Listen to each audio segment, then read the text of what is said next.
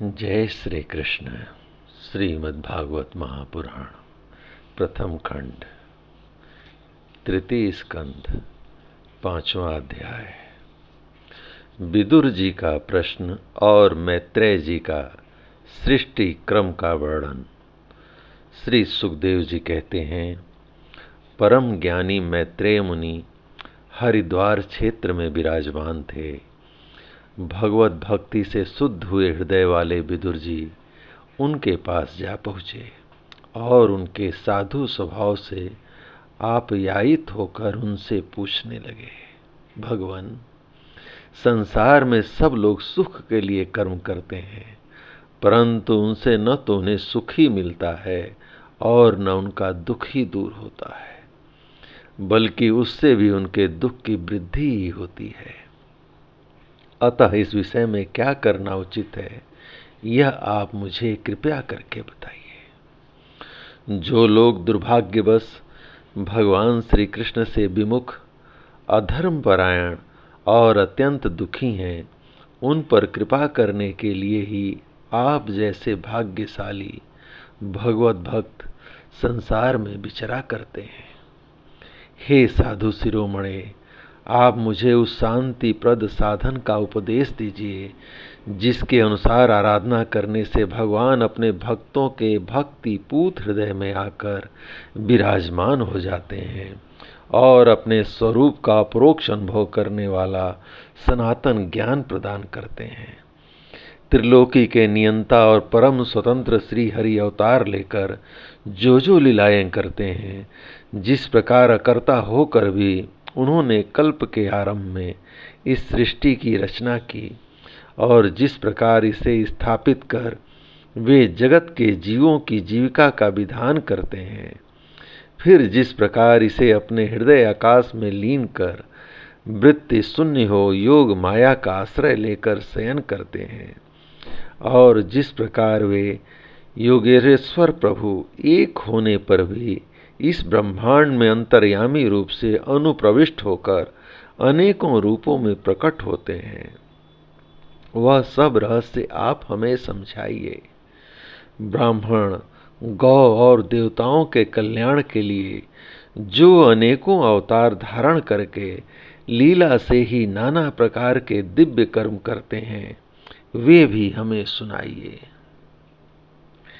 यशस्वियों के मुकुटमणि श्री हरि के लीलामृत का पान करते करते हमारा मन तृप्त ही नहीं होता। जय श्री कृष्ण। हमें यह भी सुनाइए कि उन समस्त लोकपतियों के स्वामी श्री हरि ने इन लोकों, लोकपालों और लोकालोक पर्वत से बाहर के भागों को, जिनमें ये सब प्रकार के प्राणियों के अधिकार अनुसार भिन्न भिन्न भेद प्रतीत हो रहे हैं, किन तत्वों से रचा है। द्विजवर, उन विश्वकर्मा स्वयंभू श्री नारायण ने अपनी प्रजा के स्वभाव, कर्म, रूप और नामों के भेद की किस प्रकार रचना की है।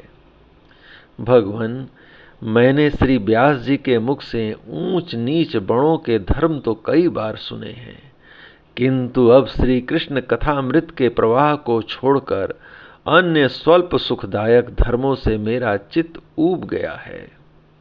उन तीर्थपाद श्री हरि के गुणानुवाद से तृप्त हो कौन तृप्त हो पाएगा।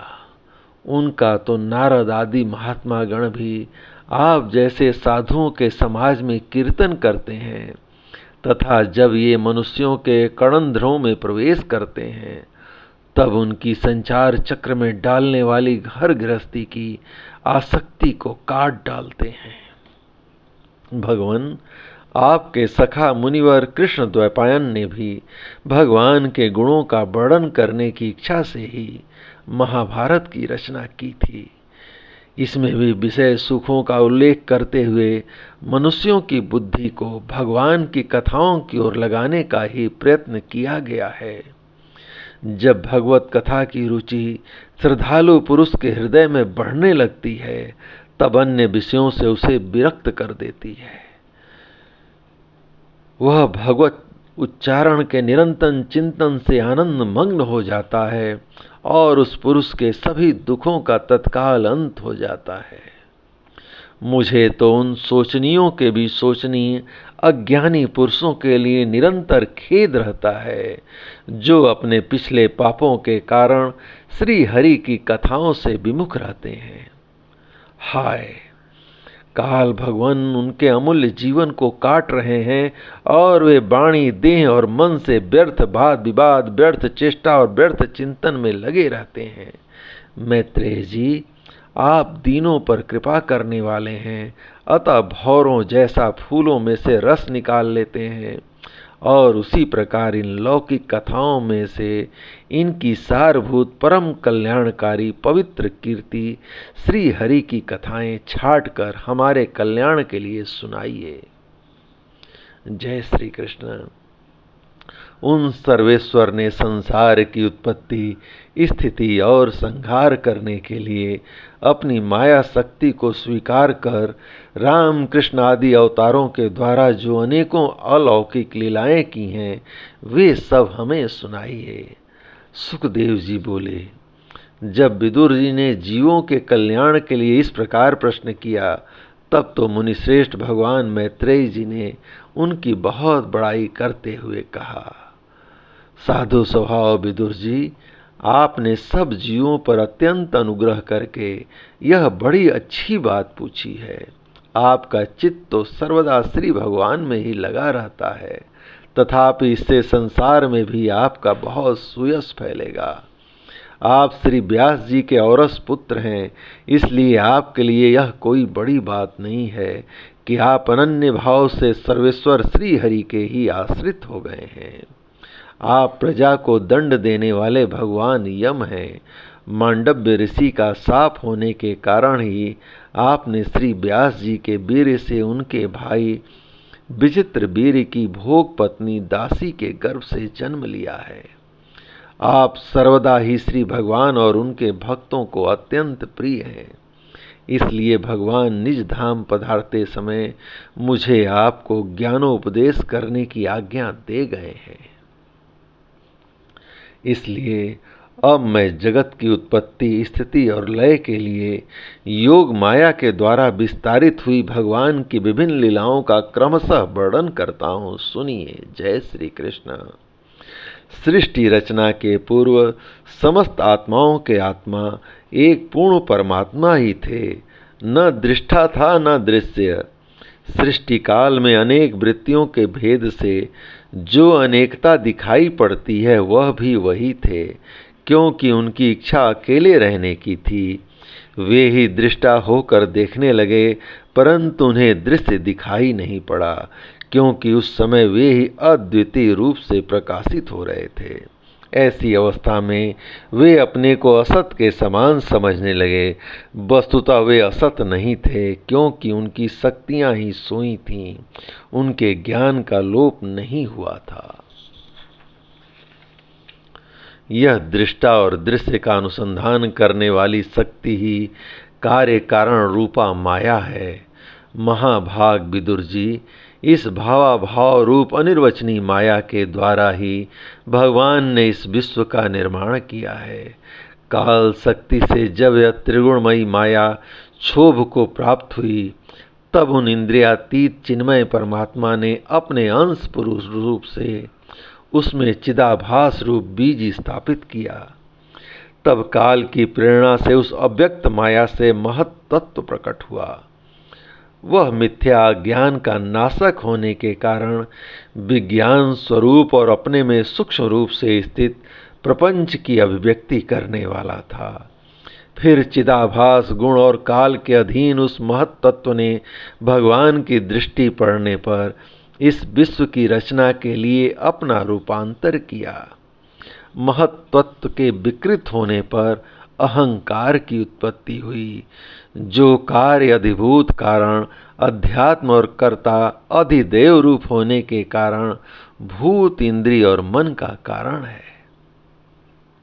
वह अहंकार सात्विक, राजस और तामस भेद से 3 प्रकार का है।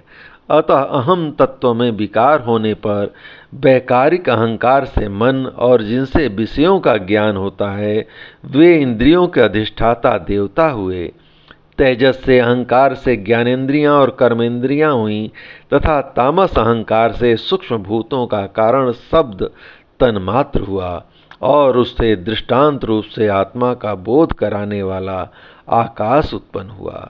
भगवान की दृष्टि जब आकाश पर पड़ी तब उससे फिर काल, माया और चिदाभास के योग से स्पर्श तन्मात्र हुआ और उसके विकृत होने पर वायु की उत्पत्ति हुई।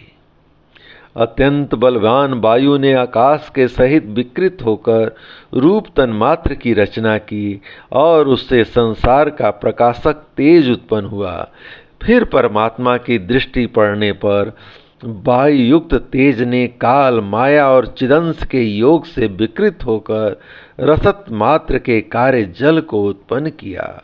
तदंतर तेज से युक्त जल ने ब्रह्मा का दृष्टिपात होने पर काल, माया और चिदंश के योग से गंध गुणमयी पृथ्वी को उत्पन्न किया।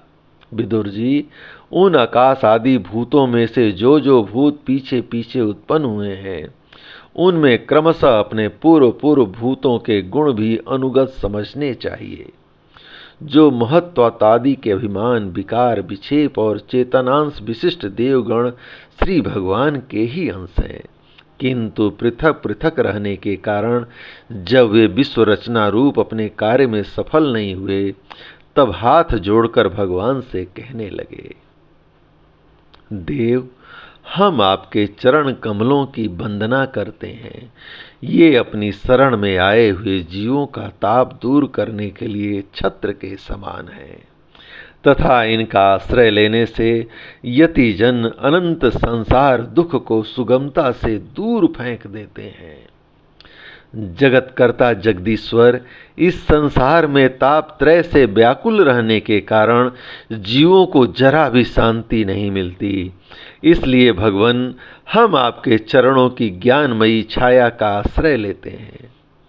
मुनिजन एकांत स्थान में रहकर आपके मुख कमल का आश्रय लेने वाले वेद मंत्र रूप पक्षियों के द्वारा जिनका अनुसंधान करते रहते हैं तथा जो संपूर्ण पाप नाशनी नदियों में श्रेष्ठ श्री गंगा जी के उद्गम स्थान है, आपके उन परम पावन पाद पद्मों का हम आश्रय लेते हैं। हम आपके चरण कमलों की उस चौकी का आश्रय ग्रहण करते हैं जिसे भक्त जन श्रद्धा और श्रवण कीर्तन आदि रूप भक्ति से परिमार्जित अंतःकरण में धारण करके वैराग्य पुष्ट ज्ञान के द्वारा परम धीर हो जाते हैं। ईश, आप संसार की उत्पत्ति, स्थिति और संहार के लिए ही अवतार लेते हैं, अतः हम सब आपके उन चरण कमलों की शरण लेते हैं जो अपना स्मरण करने वाले भक्त जनों को अभय कर देते हैं। जिन पुरुषों का देह गेह तथा उससे संबंध रखने वाले अन्य तुच्छ पदार्थों में अहर्ता ममता का दृढ़ दुराग्रह है, उनके शरीर में आपके अंतर्यामी रूप से रहने पर भी जो अत्यंत दूर है, उन्हीं आपके चरण बिंदों को हम भजते हैं। परम यशस्वी परमेश्वर इंद्रियों के विषयाभिमुख रहने के कारण जिनका मन सर्वदा बाहर ही भटका रहता है, वे पामर लोग आपके विलासपूर्ण पाद विन्यास की शोभा के विशेषज्ञ भक्त जनों का दर्शन नहीं कर पाते। इसी से वे आपके चरणों से दूर रहते हैं। देव, आपके कथामृत का पान करने से उमड़ी हुई भक्ति के कारण जिनका अंतःकरण निर्मल हो गया है, वे लोग वैराग्य ही जिसका सार है, ऐसे आत्मज्ञान प्राप्त करके अनायास ही आपके वैकुंठ धाम को चले जाते हैं।